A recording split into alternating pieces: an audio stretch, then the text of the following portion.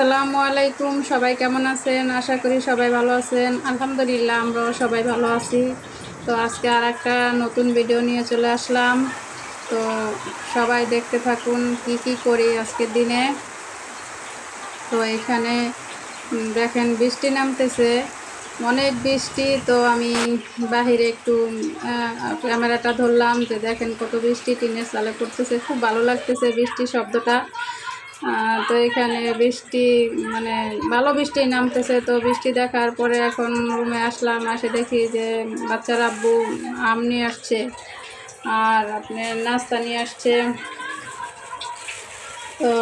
তো এইখানে আমগুলো দেখতেছিলাম যে কি আম আনছে। আর এইখানে আমি বৃষ্টি নামছে দেখে এখানে বাদাম বাচ্ছি আর ভুট্টা বাচ্ছি। বৃষ্টির মধ্যে ভাজা পোড়া খাইতে ভালো লাগে, তাই এগুলো বাচ্ছি। তো এইখানে এখন যাব রান্নাঘরে। তো চা বসাইছিলাম চা। তো এইখানে আবার মাছের এটা আজকে ধুইছি, অনেক ধোয়ার পর অনেক ময়লা ছিল মাছের, এটা পরিষ্কার করছি আজকে। তো এখানে আমি চুলায় দুধ বসাই দিছি, চা বানাবো।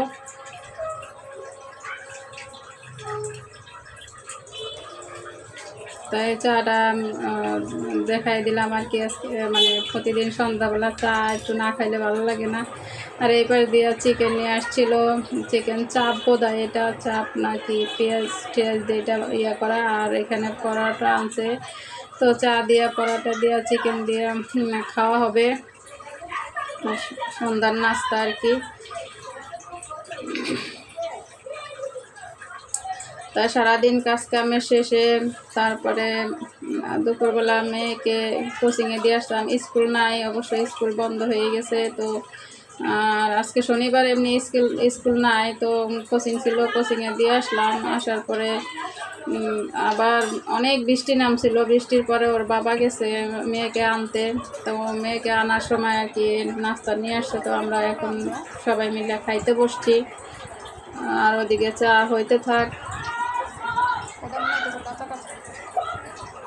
চাটা খাওয়ার পরে নাস্তা করার পরে আর কি রান্না করতে যাব। তো আজকে শর্টকাটে রান্না করব। প্রতিদিন মাংস ছিল, মাছ ছিল, এগুলা ভালো লাগতেছিল না, তাই এখন আজকে শর্টকাটে রান্না করব।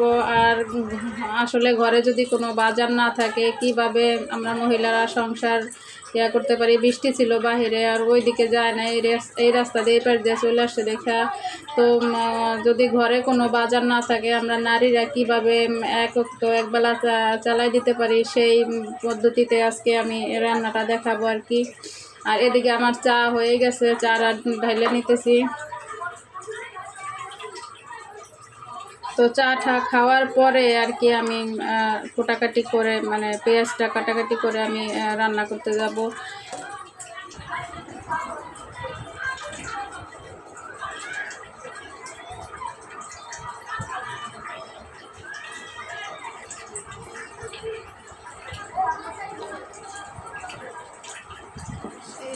তো আপনারা সবাই কেমন আছেন জানাবেন কমেন্টের মাধ্যমে। আর আমার ভিডিওটা যদি একটু ভালো লাগে please please please like comment share করে দিবেন, আর অবশ্যই চ্যানেলটা সাবস্ক্রাইব করে দিবেন। আর এইখানে যে আমি চলে আসছি, তো ডিম সেদ্ধ করে নিয়েছিলাম, ডিম সেদ্ধ করে খোসা ছাড়িয়ে রেখেছি, এখানে চুলায় তেল বসাই দিছি। আর আমি এই তেলের ডিমটা ভাজে নিব আর কি। আর হলুদের গুঁড়া দিয়ে দিলাম, আর এই ডিমটা এই যে দিয়ে দিলাম। শর্টকাটে কীভাবে আর কি, যদি ঘরে কিছু না থাকে কীভাবে রান্না করবেন আপনারা সেটা। আর এই পাশে দেখেন আমি 250 গ্রামেরও কম হবে আমি এখানে ভেন্ডি নিয়েছি আর কি। আর ভেন্ডির পরিমাণের চেয়ে বেশি আমি পেঁয়াজ দিছি এখানে। আর 250 গ্রামের কম ভেন্ডি হবে, আর আমি 250 গ্রামের মতো মানে অনেকটা পেঁয়াজ আমি এখানে দিয়া কিভাবে মজা করে ভেন্ডিটা রান্না করা যায়। আমি আগে তেল দিয়ে দিছিলাম, আর এইখানে দেখেন ভেন্ডির পরে যে হলুদ দিয়ে দিছি, কাঁচামরিচ দিছি, আর এইখানে অনেকগুলা পেঁয়াজ, ভেন্ডির থেকে বেশি পেঁয়াজ আমি এইখানে দিছি। এটাকে পুরো সুন্দর করে ভাজা করব। এই ভাজাতে দিয়ে আপনার অনেকগুলা ভাত খাওয়া যাবে আর কি। এমনভাবে আমি ভেন্ডিটা ভাজবো এখানে। আর এইখানে আমি দেখেন যদি কিছু না থাকে একবেলা অনায়াসে এই শর্টকাটে আর কি এগুলা দিয়ে চালাই নেওয়া যায়। তো এইখানে আমি এই যে দেখেন ভেন্ডিটা আছে, পেঁয়াজটাই বেশি দেওয়া হয়েছে। তো এইখানে আমার ডিমটা ভাজা হয়ে গেছে, আমি এটা তুলে নিব। আর এইখানে পেঁয়াজ যে দিয়ে দিছি, আমি এই পেঁয়াজটা একটু ভালো করে ভেজে নেব, মানে একটু লাল লাল করে ভাজবো আর কি। পেঁয়াজটা যদি লাল লাল করে না ভাজি তাহলে ধরেন কাঁচা কাঁচা থেকে যাবে, তাই আমি এটা ভালো করে লাল লাল করে ভেজে নিব। তো আমার পেঁয়াজ ভাজা হয়ে গেছে। তো এইখানে আমি এখন একটু হালকা পানি দিয়ে দিব। এইখানে আমি শুধু হলুদের গুঁড়া, মরিচের গুঁড়া আর লবণ আর ধনে পাতা আর কিচ্ছু ইউজ করি না এখানে। তো এইভাবে আমি ডিমটা রান্না করব।